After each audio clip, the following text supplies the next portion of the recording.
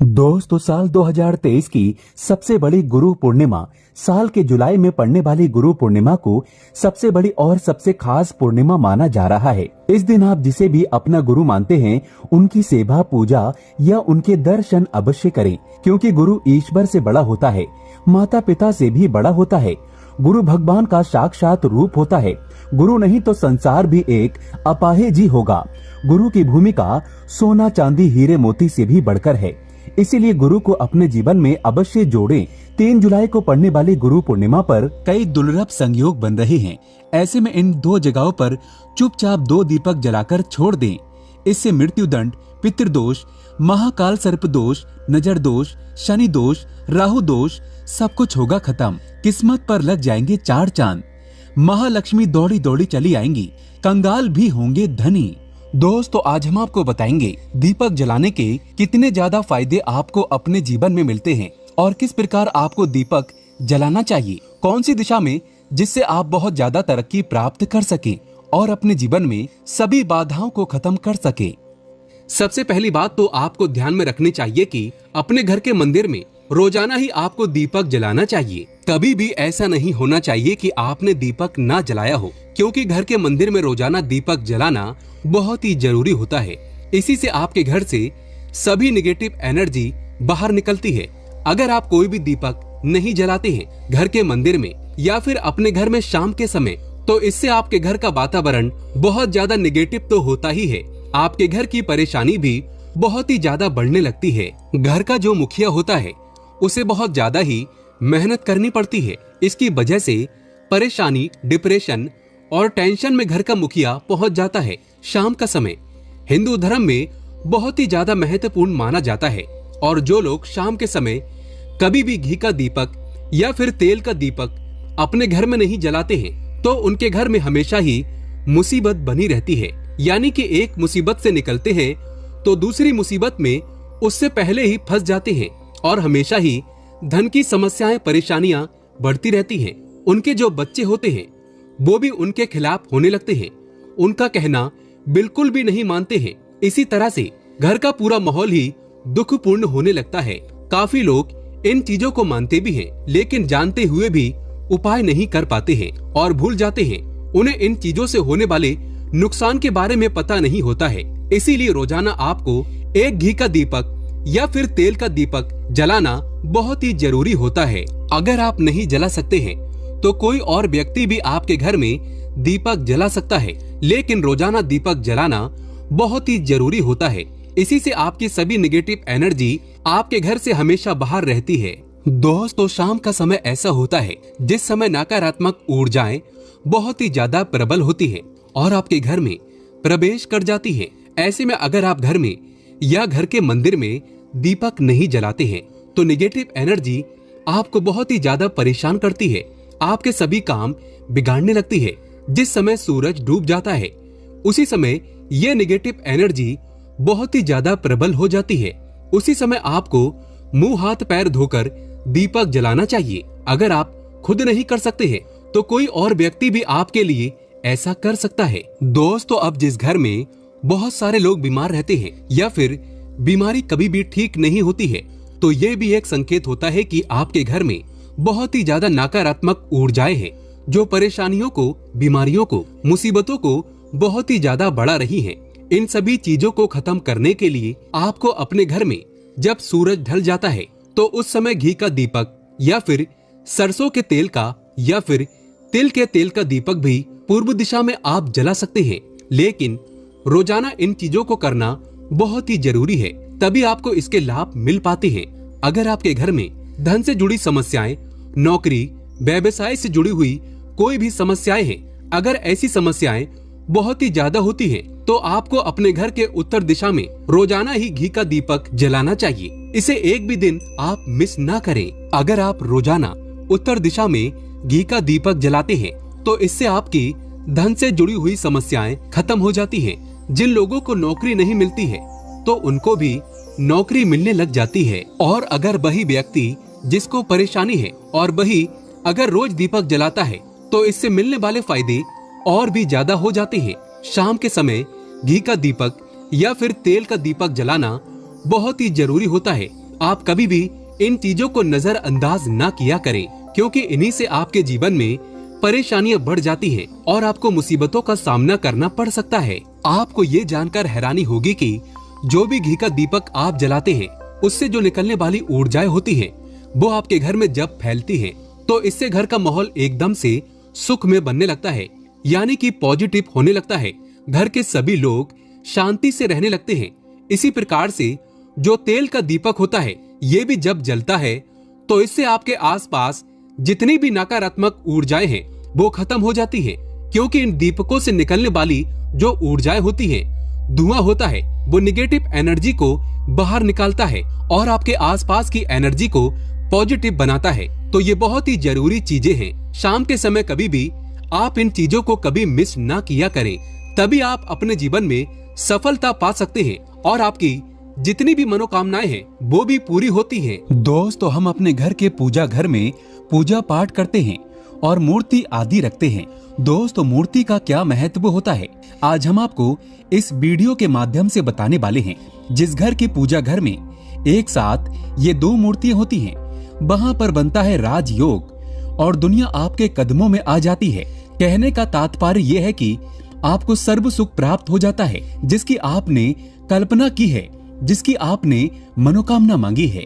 दोस्तों, घर के पूजा घर में हम पूजा करते हैं, पूजा पाठ करते हैं और पूजा पाठ के माध्यम से कुछ चीजें देखने और मनाने आदि का प्रयत्न करते हैं, ताकि हमें उस पूजा का फल प्राप्त हो जाए और हम उसी अनुरूप घर के अंदर मूर्ति आदि लगवाते हैं, ताकि हम उन देवी देवताओं का सुंदर मुख देख सकें और उनका आशीर्वाद प्राप्त कर सकें।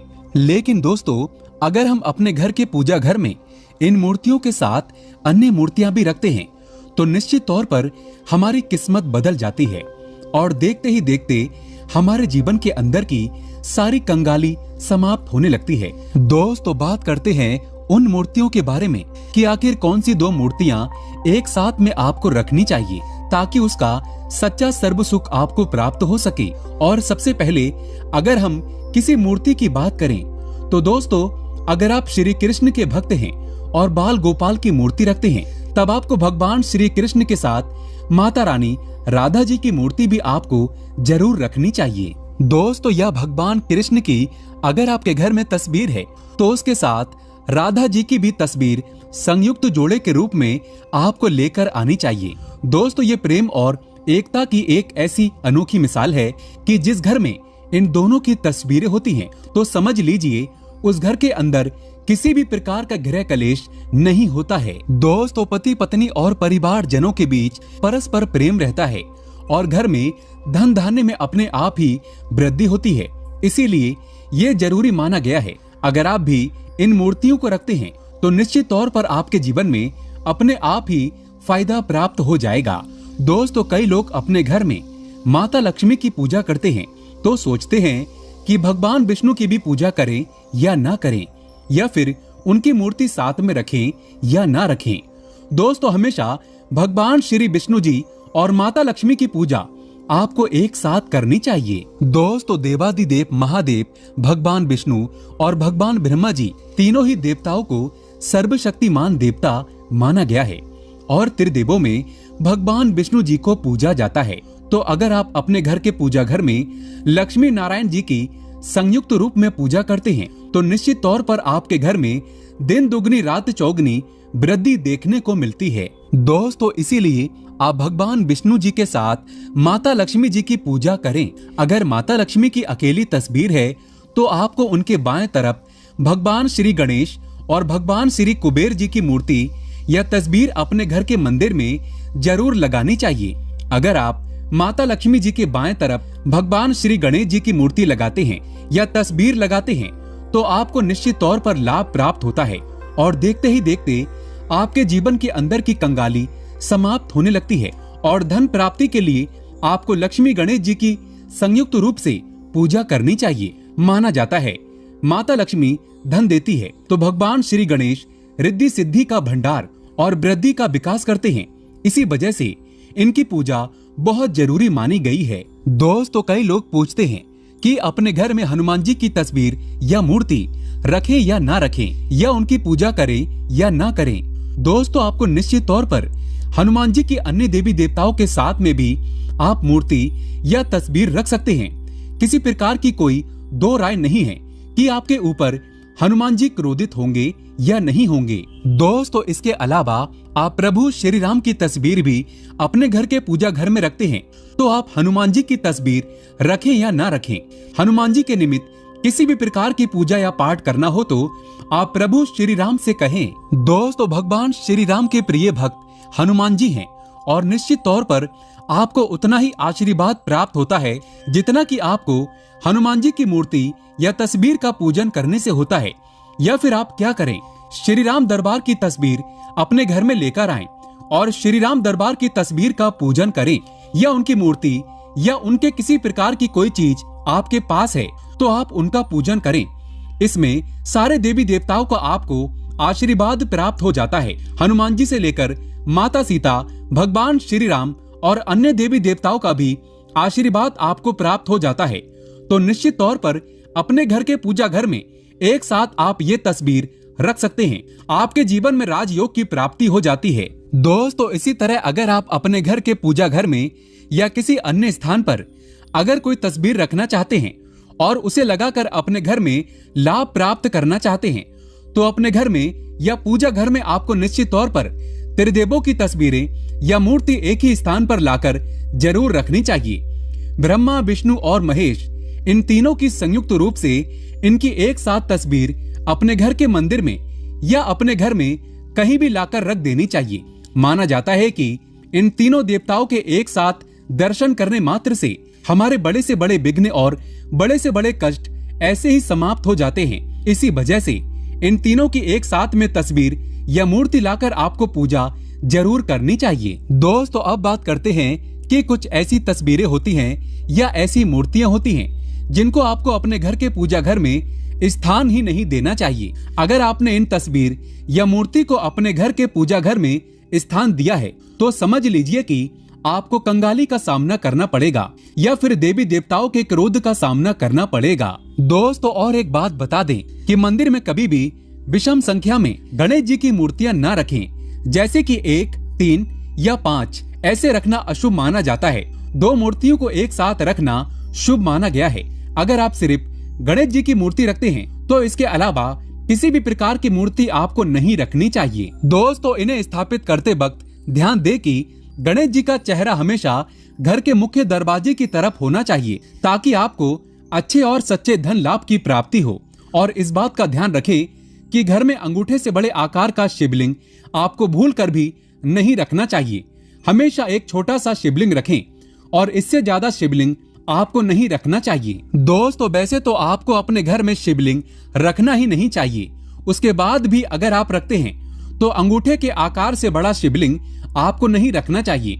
आप छोटा शिवलिंग रख दें और ध्यान रखें कि एक से ज्यादा शिवलिंग आपको भूल कर भी नहीं रखने हैं। घर में अगर आप शिवलिंग रखते हैं तो शिवलिंग के ऊपर आपको तुलसी भूल कर भी अर्पित नहीं करना चाहिए। अगर आपने शिवलिंग रख लिया है और उस पर तुलसी अर्पण कर दी है तो देवी देवताओं के क्रोध का आपको सामना करना पड़ेगा। दोस्तों मंदिर में हमेशा अगर आप हनुमान जी की तस्वीर रखना चाहते हैं, आप हनुमान जी के अनन्य भक्त हैं, तो बैठे हुए हनुमान जी की मूर्ति ही रखें।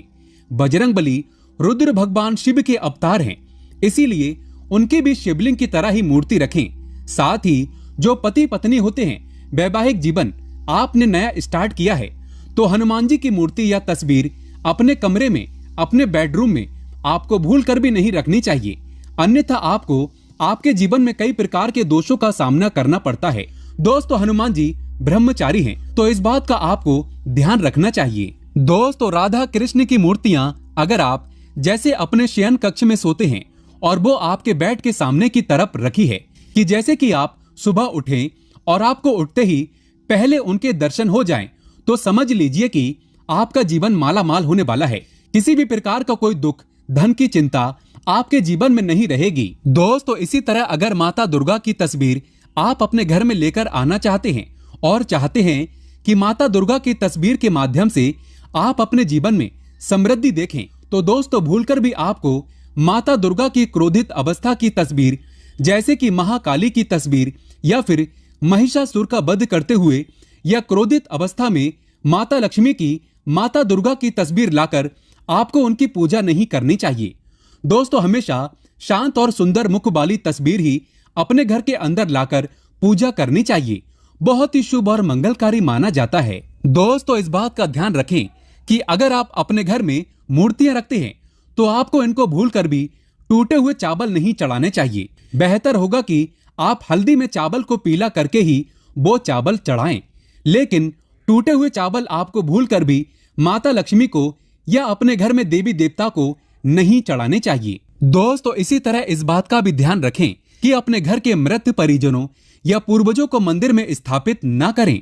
ऐसा करना अशुभ माना जाता है और अगर आप ऐसा लगातार कर रहे हैं तो निश्चित तौर पर आपके परिवार के ऊपर दोष लग सकता है और पितरों का भी दोष लग सकता है।